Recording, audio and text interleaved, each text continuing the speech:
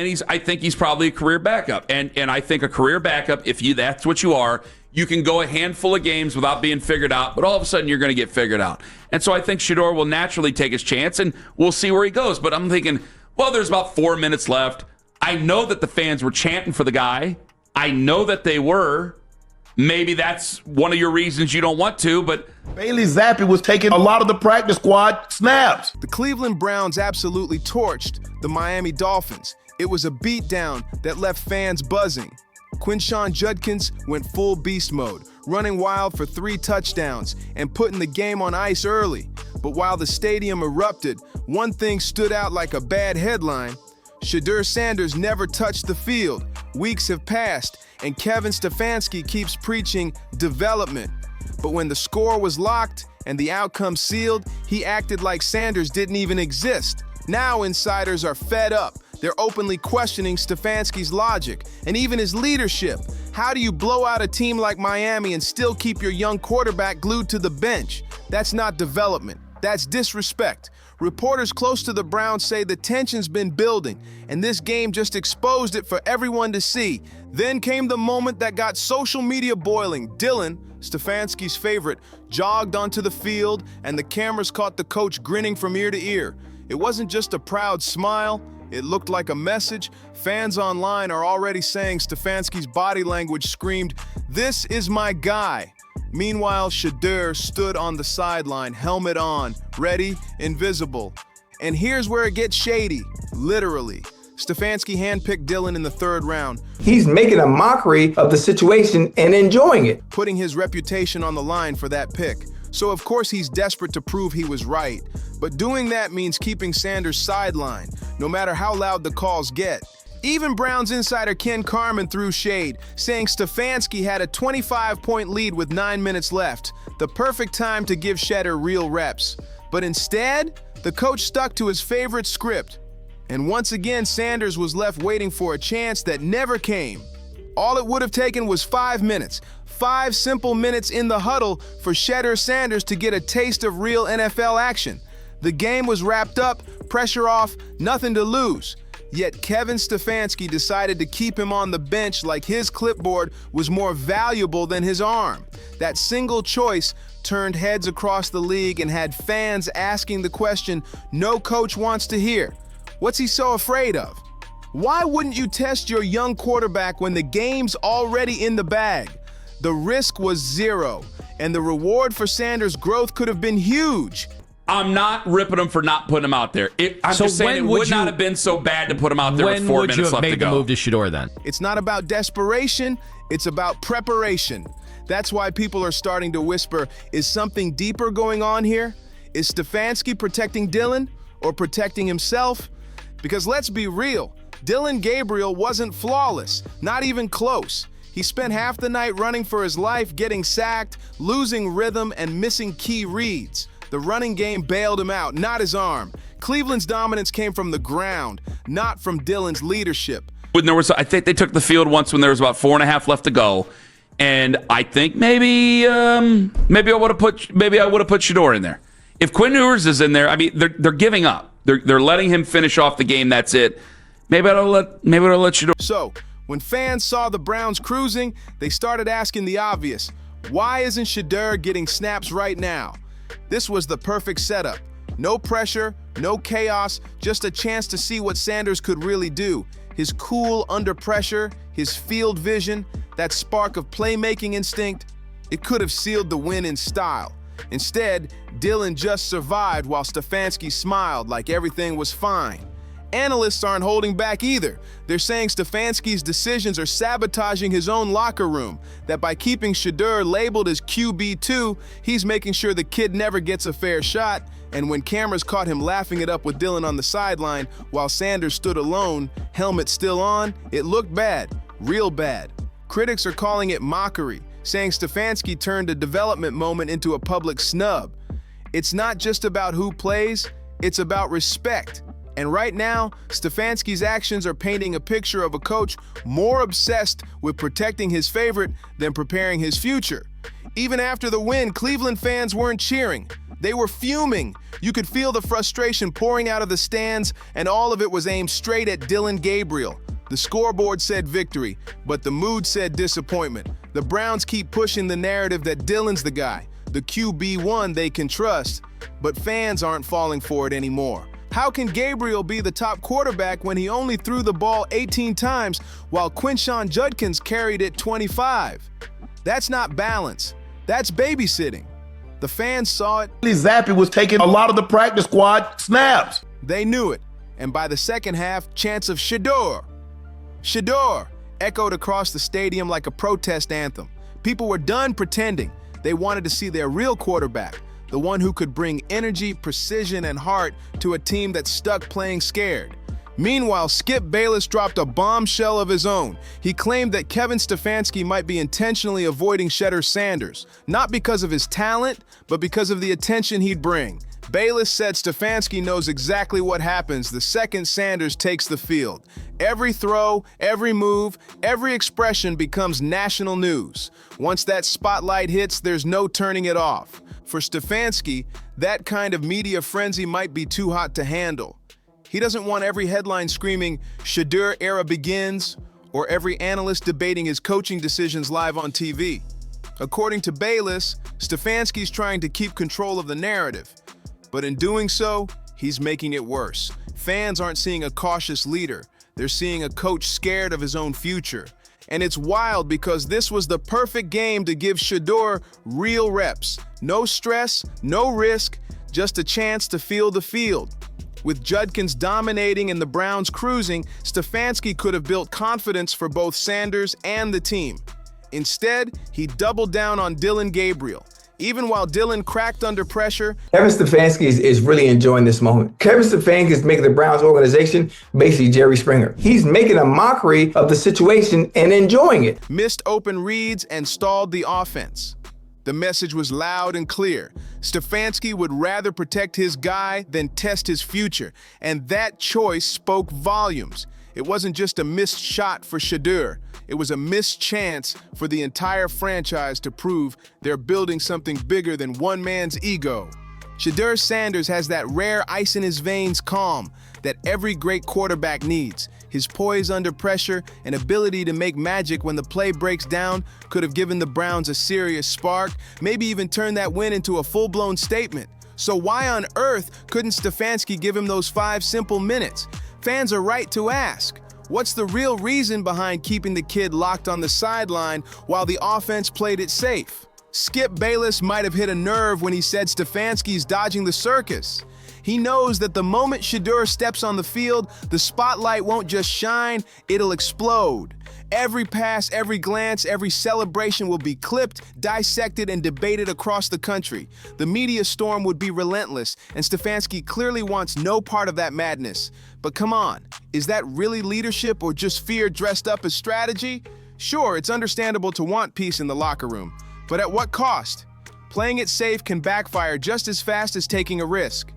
If Stefanski keeps dodging this moment, he's not just delaying Sanders' development, he's delaying the team's growth too. One thing's for sure, this decision isn't going away quietly. With the Browns' quarterback future hanging in the balance, Stefanski's refusal to give Sanders a real chance demands answers. So what's your take? Was this caution or cowardice? Now the buzz around Cleveland is reaching a boiling point. Every sports show, podcast, and fan page is dissecting Kevin Stefanski's decision like it's a mystery case. Some say it's favoritism, others think it's fear, but everyone agrees something feels off. You can't have a young star like Shedeur Sanders sitting there game after game while the offense drags its feet and then expect fans to stay quiet.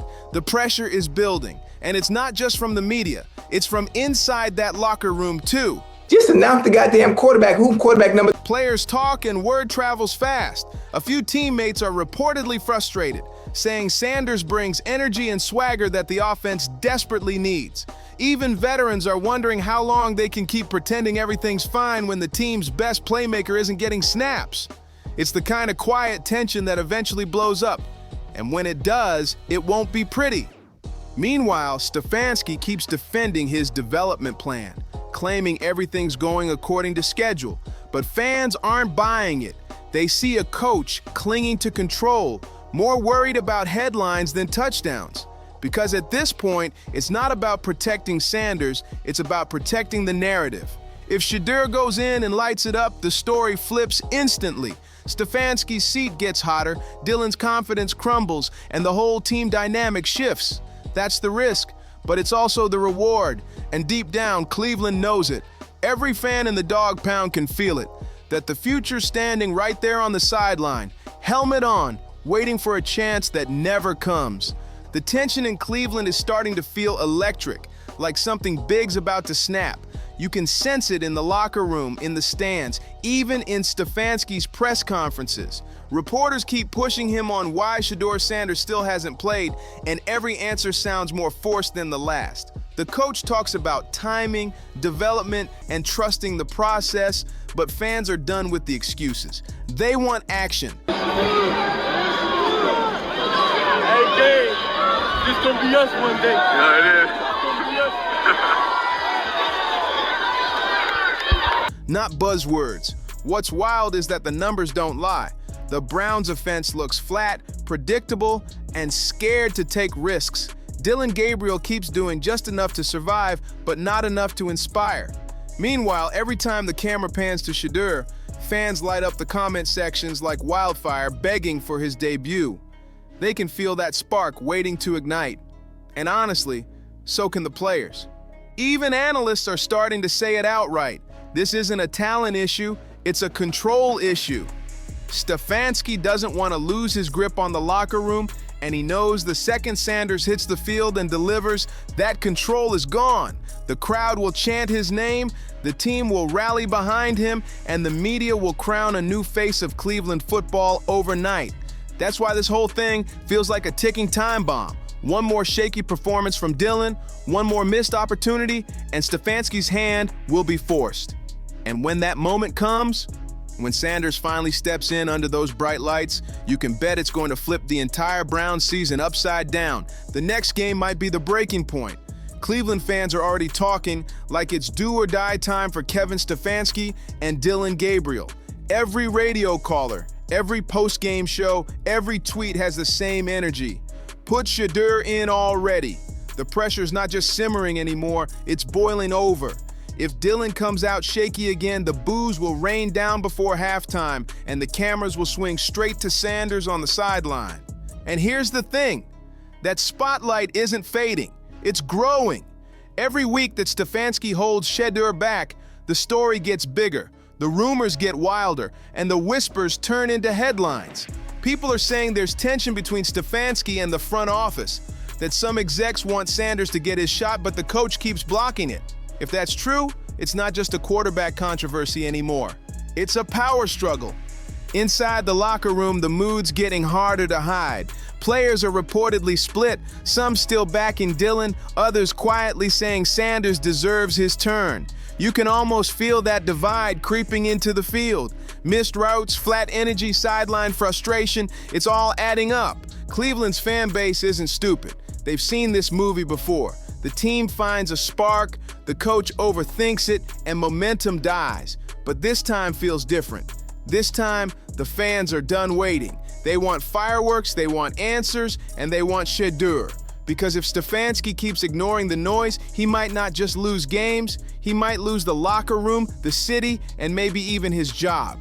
The walls are closing in on Kevin Stefanski, and he knows it. Reporters are circling, fans are chanting, and every headline out of Cleveland is asking the same question. How much longer can he bench Shedeur Sanders? The media pressure is turning up by the hour, and the silence from inside the Browns facility is only making it worse. No denial, no reassurance, just that eerie quiet that usually means something's brewing behind closed doors. Even the players are starting to sound different in interviews, shorter answers, nervous smiles, and no real confidence when asked about the plan. That's the sign of a locker room losing trust. You can feel it, the tension, the whispers, the energy shifting towards something big, and fans aren't helping either. Every social media post from the Browns gets flooded with comments like, play Shedeur or lose the city. People want excitement, hope, and a reason to believe again. And right now, the only name that gives them that is Shedeur Sanders. The team's trying to act calm, pretending everything's under control, but Cleveland fans have seen this movie too many times. When leadership gets stubborn, chaos always follows. If this situation keeps dragging on, it won't just be about who's under center, it'll be about who's still in charge. Because at this point, it's not just a football decision anymore. It's a battle for the Browns' identity. And if Stefanski doesn't make a move soon, the fans might make one for him. That's not a team building trust. That's a team trying to control the narrative. And if Shedeur Sanders ends up getting traded to a team that actually believes in him, good for him, he deserves that. The Browns can only play this game of favoritism and silence for so long before it all blows up in their faces. Cleveland fans are loyal, but they're not blind. They see what's happening, and they're tired of watching talent rot on the sideline while politics run the show. So here's the real question, Cleveland. Is this just more media smoke, or is something real happening behind the scenes? Because when the rumors start lining up with the silence, that usually means the truth is closer than anyone wants to admit. If this talk about a Shedeur Sanders trade turns out to be true, it's going to flip the Browns' future upside down. Everything changes. The fan base, the locker room, even how the league views this team. The Browns can't keep pretending everything's fine when the storm's already here. So let's hear it. What do you think? Is Stefanski protecting his guy or holding back a future star? Drop your thoughts below, and don't forget to like, comment, and subscribe for more updates on this wild Cleveland saga. This story's far from over, and the next chapter might be the one that shakes the whole league. And just when you think it's cooling down, boom! Another wave of rumors hits the timeline. Word around the league is that a few teams are quietly checking in on Shedeur Sanders, just to see if Cleveland's willing to listen. No confirmations, no denials, just silence. And that silence says everything.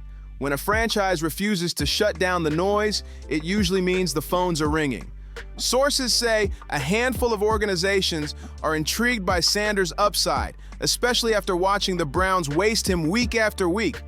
Teams that actually develop young quarterbacks are paying attention. And if one of them pulls the trigger, it could turn the NFL upside down overnight. Imagine Sanders in a system that wants him, that lets him play free, confident, and fearless. That's a scary thought, and Cleveland knows it.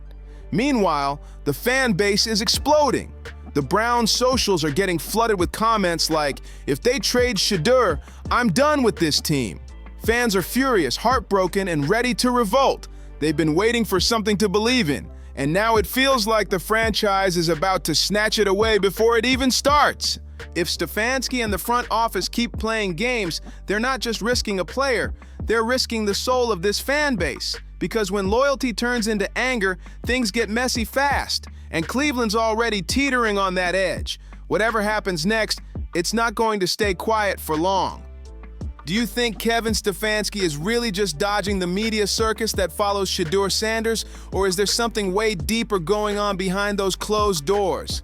Should Sanders have finally gotten his shot to prove himself, especially with the game already wrapped up and nothing to lose? And what does this all mean for the future of Cleveland's quarterback room? Are we watching a slow burn to a major shakeup? I want to hear your thoughts. Drop your takes down below. Don't hold back, Cleveland fans, because this one's about to explode. And if you're loving these deep dives into the chaos, make sure you like, subscribe, and share to stay locked in for every twist, every rumor, and every moment of this wild Browns saga. See you on the next one.